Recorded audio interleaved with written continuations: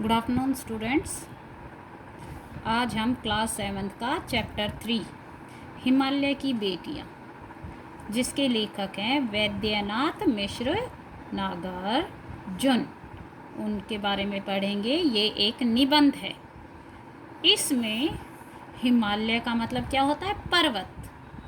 और उनकी बेटियां, देखो, पर्वत को एक पिता के रूप में बताया है।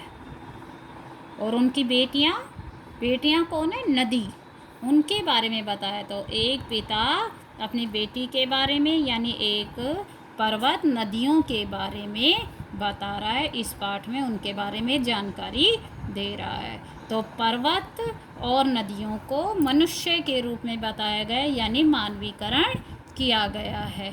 तो आप देखिए, हिमालय से निकलने वाली नदियों के बारे में इस पाठ में जानकारी दी जा रही है। तो अब हम इस पाठ को पढ़ते हैं।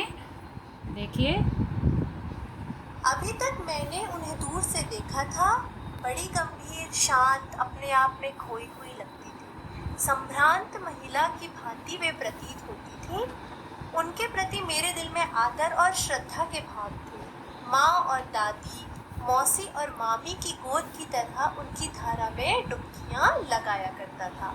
तो इस पहले पद में लेखक ने यही बताया है कि जब तक उन्होंने नदियों को दूर से देखा था अर्थात उनका उद्गम नहीं देखा था कि वे जहाँ से निकलती हैं उस स्थान को जब तक लेखक ने नहीं देखा था, तब तक वे यही सोचते थे कि नदियाँ कैसी हैं, गंभीर है, शांत है और किसी संभ्रांत मतलब होता है सुसंस्कृत महिला की तरह वे उन्हें लगती थी। क्योंकि लेखक ने नदियों को हमेशा मैदानी हिस्सों में देखा था और मैदानी भागों में नदियाँ शांति के साथ बहती हैं, उनमें कोई वेग आदि नहीं होता। जबकि जब यही नदियाँ पहाड़ों से निकलती हैं तो क्योंकि पहाड़ों के ऊबड़ खाबड़ रास्तों में से होकर गुजरती हैं और पहाड़ की ढाल से होते हुए उन्हें अपना रास्ता बनाना पड़ता है, उनका जल वेग के साथ गिरता है और किनारों से टकराकर अपने लिए मार्ग बनाता है। इसलिए वे कैसी अत्यधिक वेग के साथ वहाँ पर बहती हैं। लेकिन लेखक ने तो उन्हें अभी तक मैदानी हिस्सों में देखा था, तो वे उन्हें गंभीर और शांत समझते थे। इसलिए वे कहते हैं कि उनके प्रति, यानी कि नदियों के प्रति, उनके दिल में, यानी लेखक के दिल में बहुत अधिक आदर और श्रद्धा के भाव थे। और जब भी वे नदियों में स्नान करते थे तो उन्हें ऐसा लगता था कि जैसे वे अपनी माँ, दादी, मौसी या मामी की गोद में आराम कर रहे हैं। फिर आगे वे लिखते हैं, परंतु इस बार जब मैं हिमालय के कंधे पर चढ़ा तो वे कुछ और रूप में सामने थी। मैं हैरान था कि यही दुबली पतली गंगा, यही यमुना, यही सतलुज समतल मैदानों में उतरकर विशाल कैसे हो जाती है।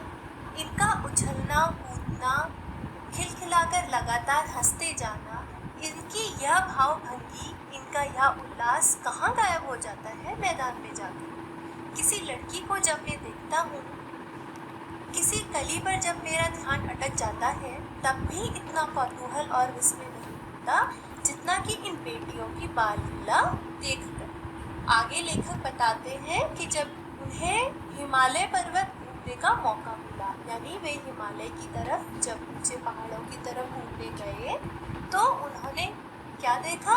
उन्होंने ये देखा कि जो गंगा नदी की दुबली पतली सी धारा उन्हें निकलती हुई, पहाड़ों से निकलती हुई दिख रही है, वही मैदान में जाकर कैसी चौड़ी और शांत हो जाती है, इतनी विशाल हो जाती है।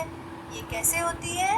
इनका उछलना, कूदना, लगातार खिलखिलाकर हंसते जाना, इनकी ये भाव भंगिमा, इनका उल्लास कहाँ गायब हो जाता है? मैदानों में जाकर। अर्थात जब पहाड़ों में नदियाँ निकलती हैं तो वे ऊंचे पहाड़ों से झरनों के रूप में, प्रपात के रूप में उछलती कूदती मचलती सी हमें दिखाई देती है और उनकी जलधारा बहुत पतली दिखती है और इतना वेग होता है उस जलधारा में कि यदि कोई कभी उनको देखे या अगर हम उनका मानवीकरण करें या उन्हें किसी मनुष्य के रूप में देखें तो हमें उनके जल का वेग ऐसा लगेगा जैसे कोई हंस रहा है।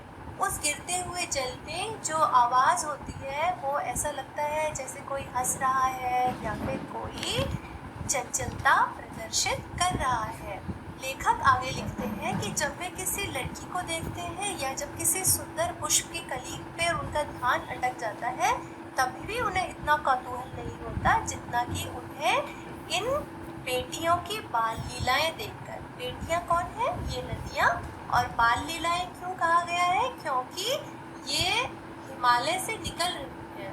जैसे कोई बालिका जब अपने पिता के घर में होती है या अपने बचपन के स्वरूप में होती है, तो वे कितनी चंचल और कितनी चुलबुली और कितनी ज़्यादा उसके अंदर क्षमताएं होती हैं, इतनी ज़्यादा ऊर्जा होती है उसके अंदर।